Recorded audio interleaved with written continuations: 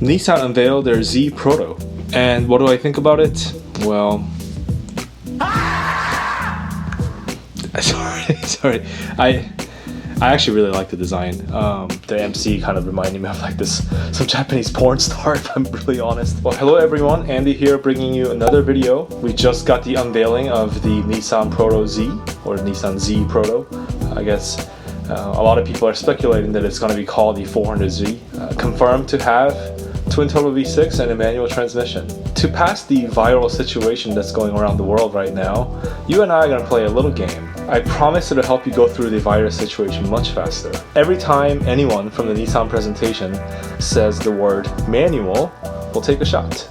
And every time they say the word DNA, we'll also take a shot. I guarantee you it'll be good times. And for those of you that are new here, thanks for checking us out. I love making videos about cars, reviewing cars, interviewing specialists like car designers and mechanics all over the world. If you could please subscribe and help us grow, it would be very appreciated. So on to the Z. It's very clear that they're trying to get a lot of retro cues for the new Z. The overall proportions are, dare I say, even Aston Martin-like.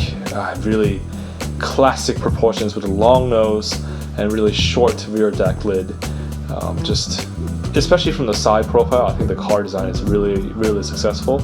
You know, obviously I'd have to see one in person to make final judgment. I think the Japanese cue of the katana sword finish is pretty cool, that little chrome strip running down the C-pillar. And I really like the retro cues like the Z logo moving towards the C-pillar, and also the more horizontal design of the 300ZX taillight coming back. Of course with the new modern LED technology. I think overall I think the car is looking really good. However, I do have a slight discomfort from the front end. So I totally understand that the car is, harking back to the 240Z with a more rectangular grille coming off the headlights. I just think the new Z Proto grille is a little too tall. I see the resemblance. I know where they're bringing that design element from. I just wish they would shrink it down just a bit. Overall, because of the new pedestrian safety standards, the hood line's taller than the older 240Z, making the front end basically much fatter and taller. So maybe this is just a byproduct of that. If you carried on the same rectangular shape, I just wish they shrink it down a bit. I think it would make the car look much better. And they wowed us with a 3 marketing lingo: powerful, exciting, and engaging. Engaging is really important because they really wanted to hone in on that. Again, if they say the word manual, be ready to take a shot. I think they were really taking a indirect hit at the Supra not offering a manual transmission, but no one can argue that a traditional manual transmission is a more engaging driving experience, right? Woohoo! Saving the manuals. Now, it's really obvious that the wheel design wasn't completely finished, but for those of you that have really keen eyes, you could make out that Dunlop logo on the sidewall of the tire profile. I think the models seem like the Sport Max tire from Dunlop. Apparently they're both 19 inches, but they are staggered. So the front will be 255 40R19, and the rear will be 285 35R19. Apparently the car overall is 5 inches longer, but it's slightly shorter in height, and that really, I think the new proportion helps to stretch out the car, making it look longer, wider, and sleeker. Moving on to the interior, it does come with a 12.3-inch digital gauge cluster, and I did see some rev limiter light going on there, so maybe we'll get a cool action before having to shift into the next gear.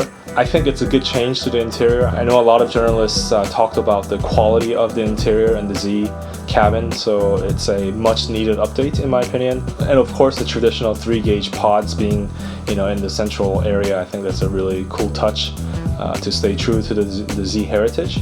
And I really like that they stuck with a more fabric material instead of a fancy Alcantara or leather. I've had the Alcantara material in the BRZ, and for the most part it's really good actually. It's just, my only gripe with them is that they just don't breathe very well. So during the summers here in California, it just gets really hot. I think in general that overall presentation was kind of put together really fast. If I'm really honest, I couldn't really understand much of what the Japanese guy was saying. And the MC kind of reminded me of like some Japanese porn star, if I'm really honest. But you know, no disrespect to the guys that are just trying to do their job. I just think Nissan needs a lot of marketing hype going on to, I think, survive this crazy financial times. I know behind the scenes there's probably a lot more things going on, and I just hope that Nissan stays alive and deliver on this exciting new product. The world needs more manual sports cars.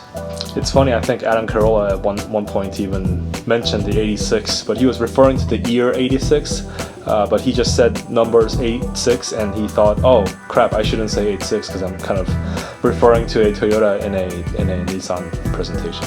And of course, all of the questions were pretty much staged from the audience. I think the MC even freaked out at one point that it was a unannounced question that they were asked, and there was this terrible lag going on. But you know, such is the reality of nowadays working from home, right? And unfortunately, maybe Nissan will start to share more of these information down the line. But you know, officially, no specs were revealed. No lineup information. We don't know if there's going to be an additional engine to the V6. Apparently the automatic is in development, so that tells me that maybe they're not just reusing the automatic that's currently offered in the Q60. So maybe there is something interesting happening, so something like a double clutch gearbox. And then of course no one asked about the timeline, surprisingly, from the audience. Well, I think a lot of people are expecting the new Z to be rolling out sometime in 2021. So here's to hoping, at least from my end. I think everything looks fantastic, but it's just that front rectangular grille that's kind of strange to me. So hopefully they, you know, refined it a little bit, and I think, and if they give it a slightly new front end, I would totally fall in love. You know, obviously for me, whether it's the new Nissan Z or the Supra, I personally just go buy a used Porsche Cayman. But you know, like I said, the Japanese sports car world is getting exciting again, and as sports car fans, I think we should rejoice that we have another manual sports car as a choice. So come on, Toyota, or BMW, Toyota. What are your thoughts on the new Nissan Z Proto? Do you think it looks better than the current Supra that's out in the market? What do you think the Nissan Z should be priced at? Should it also come with a 4-cylinder turbo? Would you buy that? Thanks again for checking us out, and let's continue the discussion in the comments down below.